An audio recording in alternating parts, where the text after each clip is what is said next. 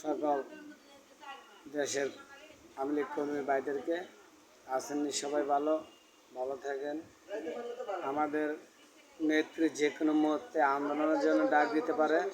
আপনারা যার যার জায়গা থেকে, যার যার ইউনিট থেকে, যার যার থানা পর্যায় থেকে প্রস্তুতি থাকবেন। আমাদের বঙ্গবন্ধুর কন্যা দেশনেত্রী শেখ হাসিনা যে কোনো মুহূর্ত থেকে আন্দোলনে ডাক দিতে পারে। আপনারা সবাই আন্দোলনে যোগ দিবেন এবং যার যার জায়গা থেকে প্রতিবাদ করবেন। আমরা সবসময় বঙ্গবন্ধু কন্যা শেখ হাসিনার জন্য মাঠে কাজ করে যাব, এমনকি যে কোনো মধ্যে ডাক দিলে আমরা মাঠে কাজ করার জন্য প্রস্তুত থাকব। আপনারা সবাই যার যার জায়গার থেকে প্রস্তুত থাকবেন আন্দোলনে আসার জন্য।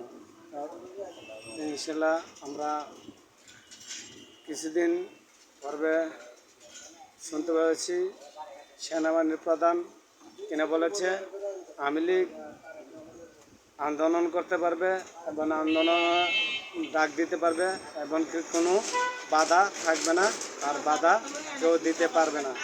তো আমরা সেনাপ্রধানের কাছে কথা শুনে আমরা খুব খুশি হয়েছি এবং সবসময় আমরা আইনের প্রতি শ্রদ্ধা রাখবো এবং প্রশাসন যারা আছে তাদের প্রতি শ্রদ্ধা রেখে আমরা কাজকর্ম চালিয়ে যাব এবং বঙ্গবন্ধু কন্যা শেখ হাসিনার জন্য রাজপথে নামব এবং রাজপথে থেকে আমরা কর্মসূচি পালন করব।